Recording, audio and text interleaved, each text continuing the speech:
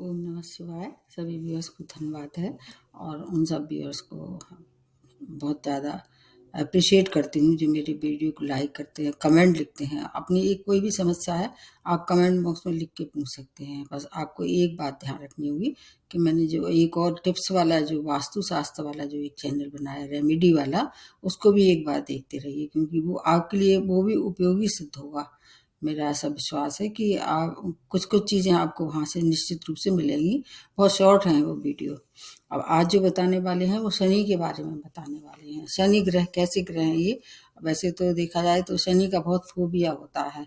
कर्म फलदाता कहते हैं, पाप ग्रह हैं, आपके कर्मों का लेखा जोखा इनके पास रहता है। तो अगर आपके नेटल चार्ट में शनि अच्छे हैं तो आपको ऊंचाइयों तक पहुंचाने के लिए इनकी रिस्पॉन्सिबिलिटी हो जाती है। अगर खराब शनि है या पाप ग्रह से ग्रसित है, वैसे तो ये स्वामी पापी ग्रह हैं, लेकिन इन जहाँ ये बैठते हैं उस भाव को वृद्धि करते हैं, लेकिन इनकी दृष्टियों का सब जानते हैं कि इनकी दृष्टियाँ अच्छी नहीं होती हैं।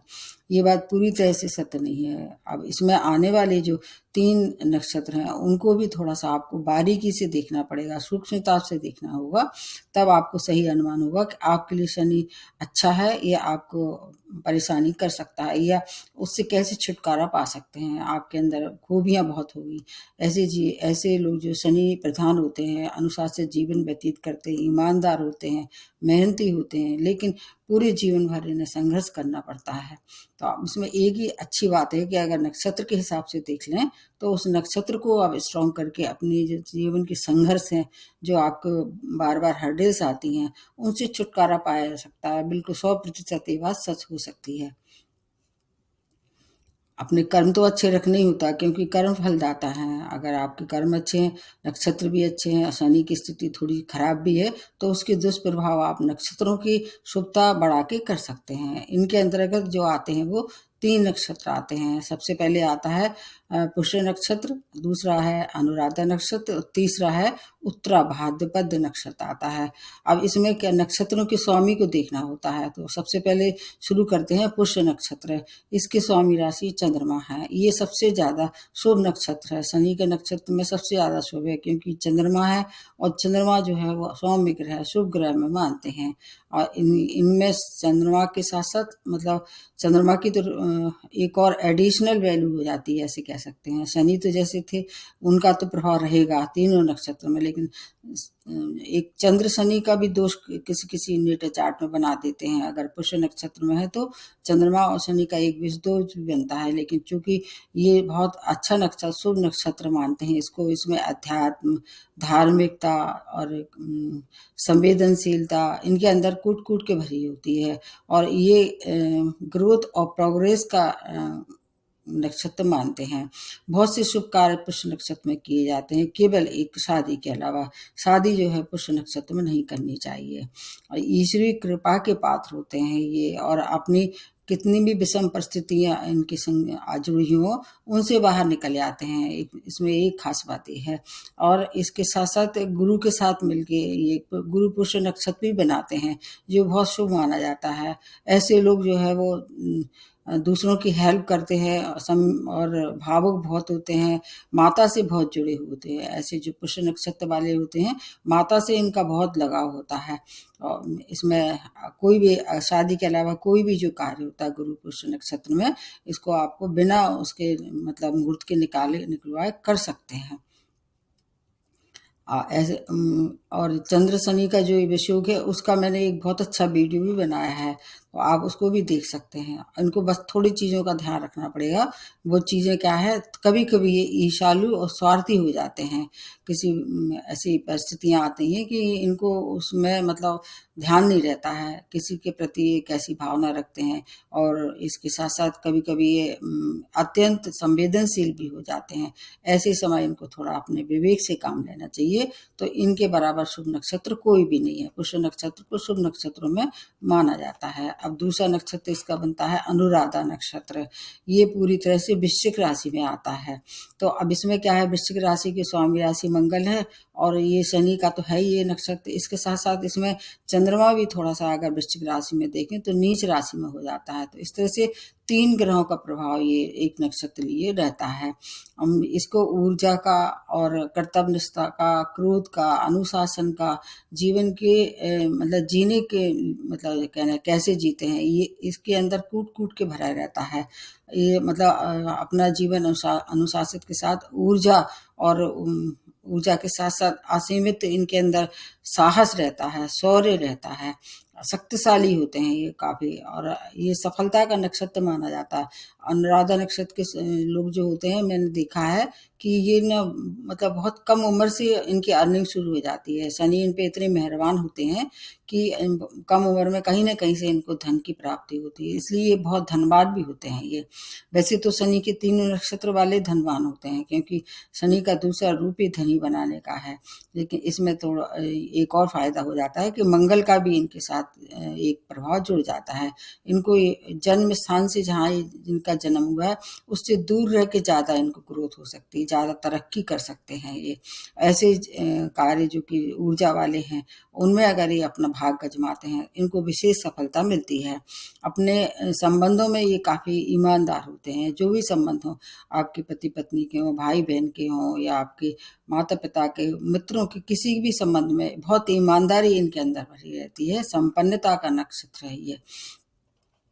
दृढ़ निश्चयी होते हैं। और ये इसके साथ साथ इसमें एक और बात है, एक बात विशेष देखी जाती है कि जो लोग अनुराधा नक्षत्र के जन्मे होते हैं, ये डिप्रेस जल्दी हो जाते हैं। तो इन्हें डिप्रेशन से स्वयं को बचाव रखना पड़ेगा, क्योंकि चंद्रमा जो नीच राशि में जहाँ जहाँ देखा जाता है उसमें थोड़ा सा मन को तो कर देता है, ये दुखी कर देता है।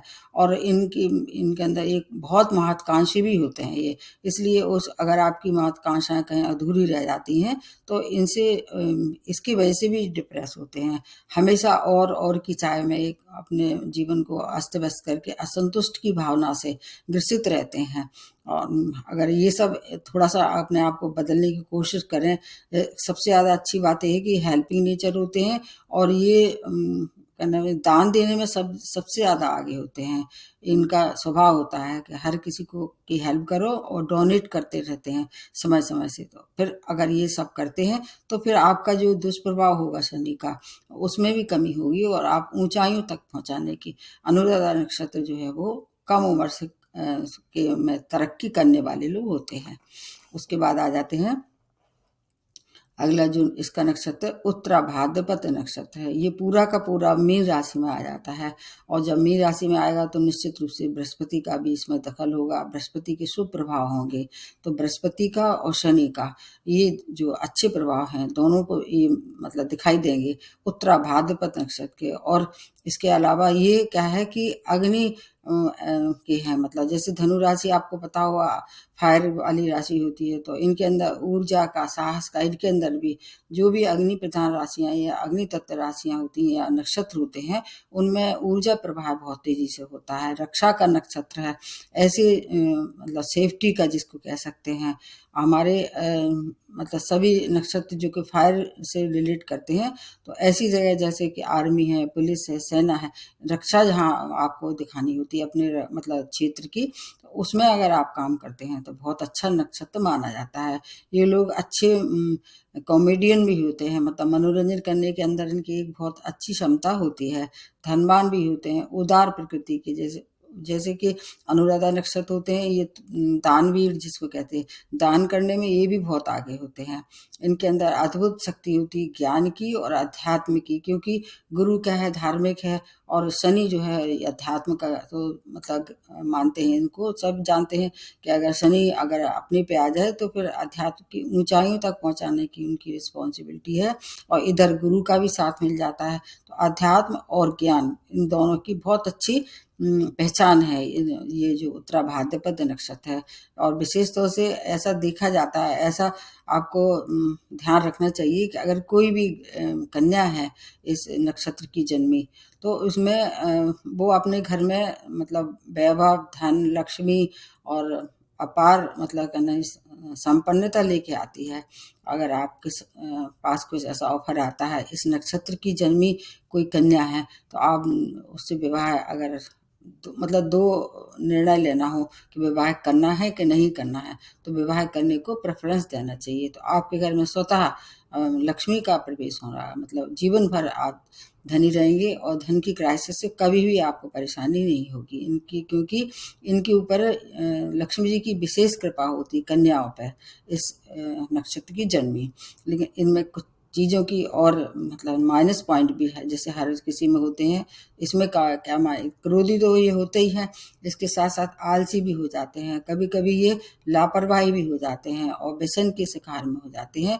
इससे उनके काम-काज में थोड़ी-सी परेशानी आती है और कभी-कभी ये काम भावना में भी आके लिप्त होके अपना स्वास्थ्य खराब कर लेते हैं और समाज में इनकी जो छवि है उसमें भी धूमिल हो सकती है। जब कोई भी चरित्र हनन वाली बात आती है तो समाज में मान प्रतिष्ठा में कमी होती दिखाई देती है। इसलिए इस नक्षत्र के विशेष तौर से जो पुरुष हैं उनको अपनी काम वासनाओं पे ध्यान रखना चाहिए, कंट्रोल करना चाहिए।